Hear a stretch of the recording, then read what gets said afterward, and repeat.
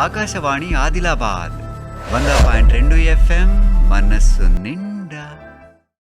आज के हमारे सभी श्रोतागणों को शिवरात्रि की बहुत बहुत हार्दिक शुभकामनाएं। शिवरात्रि के इस पावन पर्व में हम आप सबके लिए यही प्रार्थना करते हैं कि आपका जीवन बहुत खुशहाल रहे, बहुत शांतिमय रहे और बहुत शुभ रहे।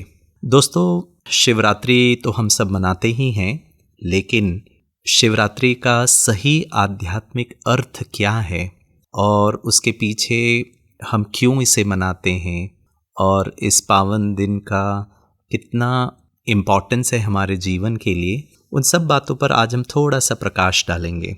सबसे पहले विशेष तौर पर शिवरात्रि के इस पावन पर्व को जब हम मनाते हैं तो कुछ बातों का हम ध्यान रखते हैं।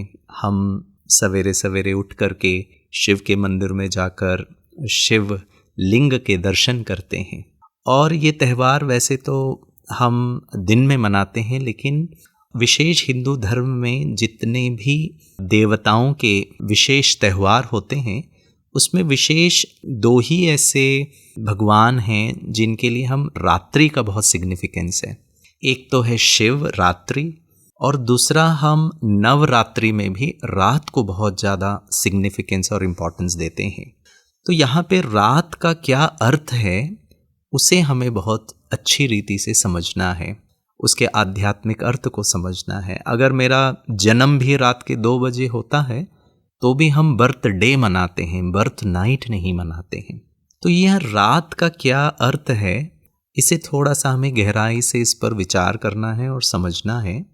जैसे कि जब रात होती है, अंधकार होता है, तो मनुष्य को कोई भी चीज़ बहुत स्पष्ट नहीं दिखाई देती है। एक्सीडेंट होने के चांसेस बढ़ जाते हैं, ठोकर खाने के चांसेस बढ़ जाते हैं। ऐसे ही जब इस सृष्टि नाटक चक्र का जब घोर अंधकार का समय चलता है, जिसे हम कलयुग कहते हैं, ऐसे घोर अंधकार कलयुग के समय पर निराकार परमपिता शिव परमात्मा आकर के हम सब मनुष्य आत्माओं को एक नए दिन की और एक नए सवेरे के लिए हमें ज्ञान देते हैं। और इसी का सिग्निफिकेंस है कि हम रात को के लिए शिवरात्रि पर शिवरात्रि में जागरण करते हैं, जागृत रहते हैं। सारी रात हम भजन कीर्तन, शिव आराधना और शिव के ध्यान में हम सब मगन हो जाते हैं। उसका भाव, आध्यात्मिक भाव यही है कि ऐसे घोर कलयुग में जहाँ पर बहुत ज़्यादा तनाव है, बहुत ज़्यादा अत्याचार है, मन में बहुत ज़्यादा चिंताएं हैं, मन में आवेश है, क्रोध है, विकार हैं, नेगेटिव बातें हैं, ऐसे समय में हमें अपने मन को जागृत रखकर इन सब बुराइयों से स्वयं को बचाना है, स्वयं को इससे दूर रखना है। और यही शिवरात्रि में जागरण का आध्यात्मिक रहस्य है। और फिर हम सवेरे सवेरे उठ के जाकर शिवलिंग पर बहुत अच्छी रीति से हम पूजा पाठ करते हैं। और विशेष तौर पर अगर हम शिवलिंग को लेकर जब हम पूजा करते हैं तो उसमें हम, आपने देखा होगा कि शिवलिंग के ऊपर एक बूंद पानी लगातार गिरता रहता है। उसका जो आध्यात्मिक रहस्य ये है कि शिव निराकार परमात्मा हमें ज्ञान देते हैं और वो ज्ञान सदा हमारे बुद्धि में टपकता रहना चाहिए, जिसके आधार से हम विवेकपूर्ण मनुष्य बने, हमारे बुद्धि में सही और गलत, अच्छा और बुरा की बहुत स्पष्ट जानकारी हो, स्पष्टता हो। और हम शिव के लिंग में अक का फूल, धतूरा चढ़ाते हैं। और ये जो फूल होते हैं ये बहुत जहरीले फूल होते हैं। बाकी किसी भी देवी देवता के मंदिर में जाएंगे, पूजा पाठ करेंगे तो उनके चरणों में हम बहुत अच्छे अच्छे खुशबूदार, बहुत सुंदर दिखने वाले फूल चढ़ाते हैं, लेकिन शिव के ऊपर हम जहरीला फूल चढ़ाते हैं।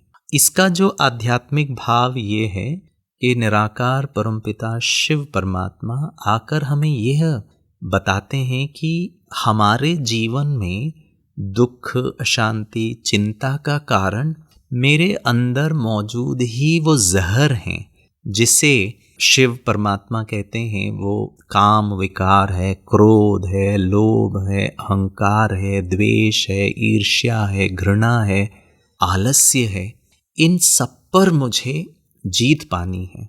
और इसके लिए शिव परमात्मा कहते हैं कि शिवरात्रि के दिन ये जो अपने अंदर की कमी, कमजोरी, जहर हैं, विकार हैं, ये सब हम शिव पर अर्पण कर दें। और इसी का गायन आप लोगों ने शास्त्रों में भी पढ़ा होगा कि जब सागर मंथन की बारी आई तो सबसे पहले तो बहुत विष निकला सागर में से। वो जो विष निकला सागर मंथन में से, तो कहते हैं शंकर जी ने अपने कंठ पर उसको रख लिया। इसीलिए शिव को नीलकंठेश्वर भी कहा जाता है। तो विशेष तौर पर अगर हमें शिवरात्रि को सही सच्चे अर्थों में मनाना है, उसे सेलिब्रेट करना है शिवरात्रि को, तो आज के दिन हम ये सब बहुत अच्छी रीति से प्रतिज्ञा करें कि हम अपने अंदर की जो कमियां हैं, कमज़ोरियां हैं, आवेश है, जो नेगेटिविटीज़ हैं, जो मेरे जीवन के लिए अच्छा नहीं है, वो हम शिव के ऊपर अर्पण कर दें और स्वयं के जीवन को इन सब से मुक्त होकर बहुत शांति, बहुत आनंद, बहुत आपसी प्रेम, एक दूसरे के प्रति बहुत आदर और सम्मान की भावना से हम जिए। शिवरात्रि के इस पर्व पर विशेष तौर पर निराकार परमपिता परमात्मा आकर हम बच्चों को, हम आत्माओं को किस प्रकार से विशेष तौर पर हमारे जो जीवन में जो दुख अशांति का कारण है, वो है हमारा देह अभिमान या हमारे अंदर का कॉन्शियसनेस ऑफ द बॉडी।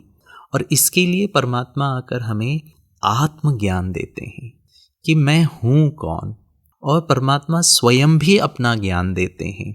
इसीलिए शिवरात्रि के दिन विशेष हम शिवलिंग के ऊपर, परमात्मा जो है ना तो वो पुरुष लिंग है ना वो स्त्रीलिंग है, उनका लिंग, शिव का शाब्दिक अर्थ होता है कल्याणकारी। भगवान जो है सबके कल्याण के लिए, क्योंकि वो है ही कल्याणकारी।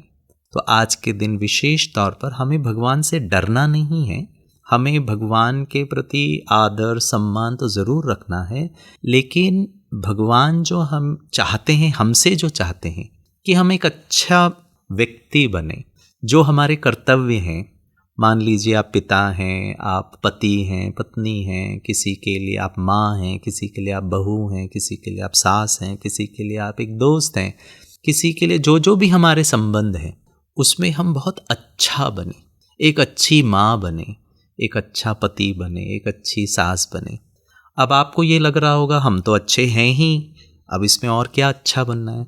अच्छे का तात्पर्य ये है कि हमारे अंदर की जो कमी कमज़ोरियां हैं, जैसे मैंने आपको पहले बताया, हम कभी भी गुस्सा ना करें, हम कभी भी परेशान ना हो, हम कभी भी चिंतित ना रहें, हम डर के ना रहें। क्यों? क्योंकि परमात्मा हमें ज्ञान भी देता है। शिवरात्रि घोर अंधकार के समय आकर हम बच्चों को ये सत्य ज्ञान देता है कि मेरे जीवन में मेरा जो दुख का कारण है वो मैं स्वयं हूँ। स्वयं में मुझे परिवर्तन करना है। स्व परिवर्तन से हम विश्व परिवर्तन लेकर आ सकते हैं। और भाइयों और बहनों, इस संसार में जितने भी धर्म हैं, अगर आप हर धर्म के अनुसार परमात्मा को परिभाषित करने का प्रयास करें, और विशेष हम हिंदू धर्म के लोगों के लिए ऐसा कहते हैं, सत्यम शिवम सुंदरम, वो सत्य है, वो एक है और बहुत सुंदर है। तो आज के इस पावन पर्व में आप सबको शिवरात्रि की बहुत बहुत हार्दिक शुभकामनाएं हैं। ఆకాశవాణి ఆదిలాబాద్ 100.2 FM మనస్సు నిండా।